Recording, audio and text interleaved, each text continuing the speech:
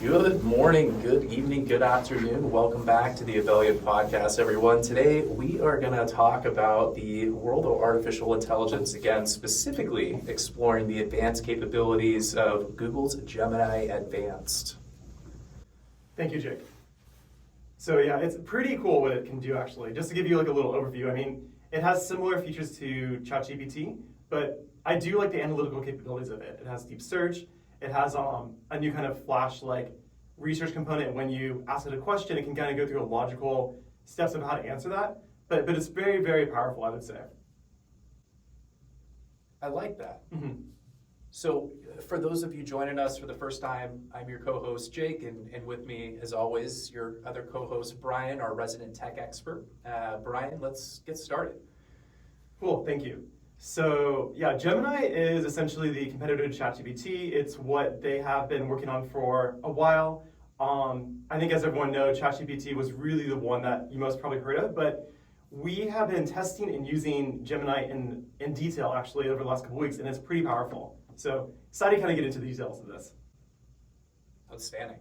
So for our listeners who might be brand new to AI or Gemini or maybe just these different models in general, can you give us a high-level overview of exactly what Gemini Advanced is, what makes it different from the standard Gemini that we hear about?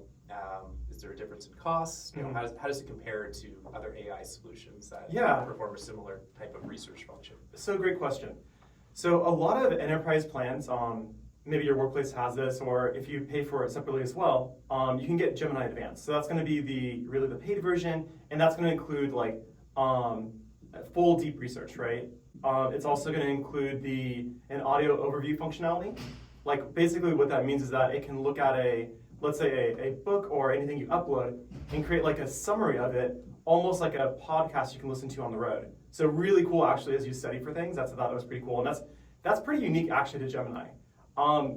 It also as well, it has the latest and greatest. The paid version essentially allows you to use that logical model, the kind of where it goes through a reasoning pattern and like really goes into that detail. So it has the latest and greatest. The free one is going to be more more high level. It's not going to take the time to really process your requests as much. It's going to have limits on it. So this is really kind of pretty powerful what we have here. That sounds pretty impressive. Mm-hmm. So what you're saying is there's a Google One AI premium plan, and then there's a free plan. And then there's different models that are available through that. So 2.0, I believe you referenced, Flash Thinking, 2.5 Pro. What are the differences when we're talking about those two models? Is it faster processing? Is it longer response and length in terms of more research that goes into it? Yeah, great question. So essentially it's not always faster, but maybe you don't want faster. So it's basically taking more processing power to think about it. And when it thinks about it, it considers alternatives. It kind of checks itself a little bit. It actually does more work on it. A very important part as well, if you're doing very large, let's say you have a bunch of files you want to analyze, or you have a kind of a complex project. The context window for the paid version is about 1 million on it. So that's about 1,500 pages of content it can process at one time. And you can think of that as almost like your working memory. So what can it really use at one time? Typically the non-premium version is 32,000, and that's also what ChatGPT's context window is as well, about 32,000. For most of the paid versions are 32,000. So it's pretty powerful what it can do with that. It's like being able to learn and actually being able to process information and really go through logically like what should be done. It's like me giving you like let's just say a beginner course, like college course, right?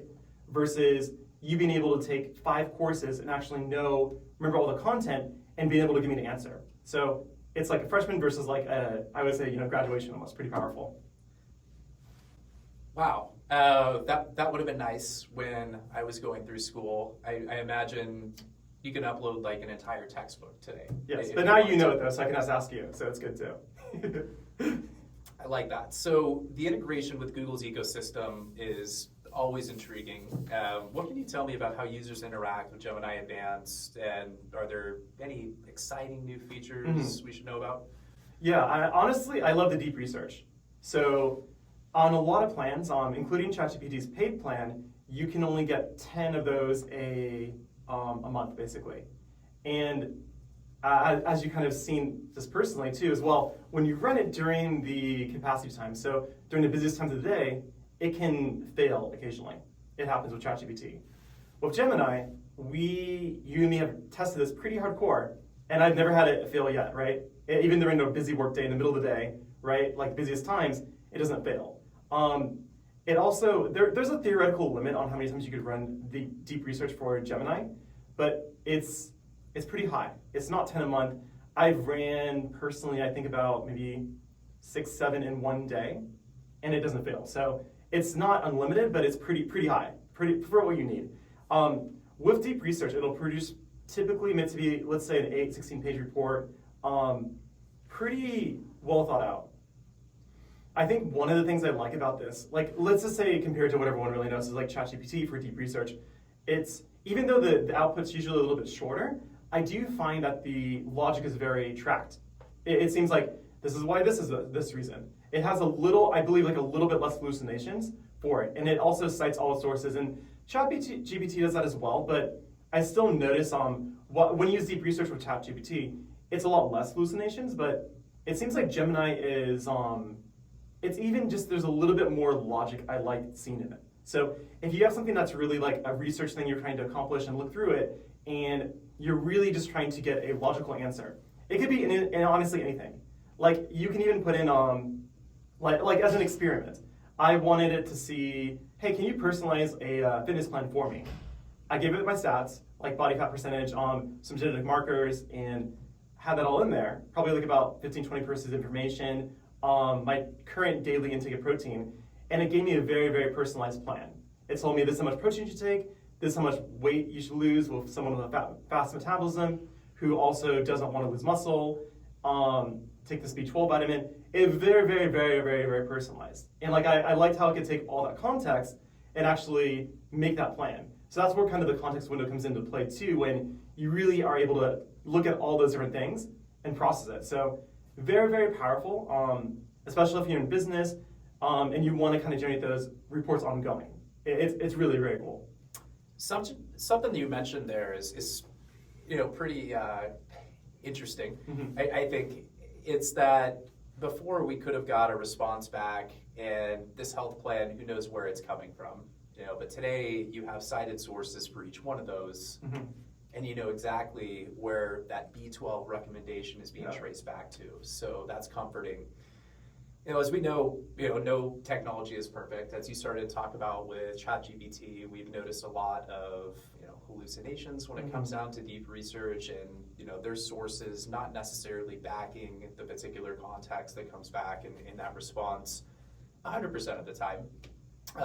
You and I both have talked about how images are sourced through there, but has difficulty with images a little bit. I want to talk about that a little bit more on the advanced Gemini side. Mm-hmm. How does it do when it comes down to, say, sourcing different images today, or being able to direct me to a specific article with a link that actually works? As we find a lot of times, links that come back as a cited source for ChatGPT deep research. Those links are 404, so they're just pages that aren't up. So I want to talk about the link side of it, the image side of it, and then if you're able to get to it. As far as producing documents, I noticed that this is another area that ChatGPT struggled as far as, hey, put this research together and make sure that you put it into this Excel spreadsheet or into this Word document. I've noticed myself with Gemini that it exports quite seamlessly into a Google Doc, which I think is a huge benefit, but would love to hear your thoughts on that. Yeah, of course. And honestly, too, as we're talking about this, we're diving more and more into the deep research component. And I think that is really the most powerful part. Because a lot of times it's great being able to get a quick answer, but we do have Google search for that right now, to be honest. It's even better now with ChatGPT and also Gemini, where you can get the logical answers back. And it'll give you, a kind of a concise, maybe a few sentences, a paragraph, how you can do it. That's excellent. But I really think where we're going starting to see parts of this as deep research, right? Because that's really getting into where you almost have a digital agent who can help you, right? That's really what we do here. I mean, most businesses do. They want to be able to have that analytical report that actually is actionable versus like searching for hours, right? So let's get into those details about like ChatGPT versus Gemini on deep research. So ChatGPT, excellent at producing long form content with that deep research. So if you have something that needs, let's just say more volume, and you wanted something maybe 50 pages, like it's pretty good at that in one go. You still should give it an outline because might throw errors and kind of get off a little bit. It does a good job of asking questions as well before you start. So you'll put in your prompt for ChatGPT, you'll say what the questions are, and it can actually start then doing it after it asks you a few questions that you would answer. The part that I don't like about that though is that, like you were kind of saying, a lot of the links are broken. It looks really nice, but then we kind of go through and I'm like, oh, look at these wonderful cited sources, right? And then they don't go anywhere, which, I mean, I don't know if it's a hallucination or just like how it's posting it in, but still that's not the greatest. I do think that while the writing is pretty good, it could be better. I think the nice thing about it though is that you can upload a lot of file attachments at one time for it to process, and ChatGPT does a really good job of processing pretty much anything you upload. Images, diagrams, any kind of document, PDF, whatever it is, really great actually at that. So Gemini, kind of on the other hand, it does a good job of, it can process PDFs, any kind of Word document, anything like that, but not as great as other diagrams and other stuff like that part of it. The sources it does get right though. It can cite that as they come through, it gets their sources right. So click on it, the link works. The output of Gemini is a little bit less though. I would say usually, like you'll get like a 15, 16 page report, maybe the most, but it won't be more than that. So if you're kind of doing like a long form research document trying to produce maybe a business plan, maybe something else, it'll start summarizing it. And I think that's really having to do with the way it's programmed, because I mean, the million context windows should allow it theoretically to generate 50, 90 pages of context, of documents, as you're kind of going through it. But there's trade-offs, right? I mean, that's probably one of the reasons like it doesn't fail during the workday. And ChatGPT has a couple times. It's pretty, I mean, as you and I know, if we have something that we wanted to produce that's long form, we'll have to do it after hours or when it's not too busy. That's when we found it actually works well. But I think with Gemini, deep research, I really like the logic of it.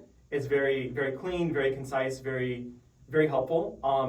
As you ask it a prompt, it'll actually produce a research plan for you and say, hey, this is what I'm going to do. Do you want to modify it? If not, great, we'll go ahead.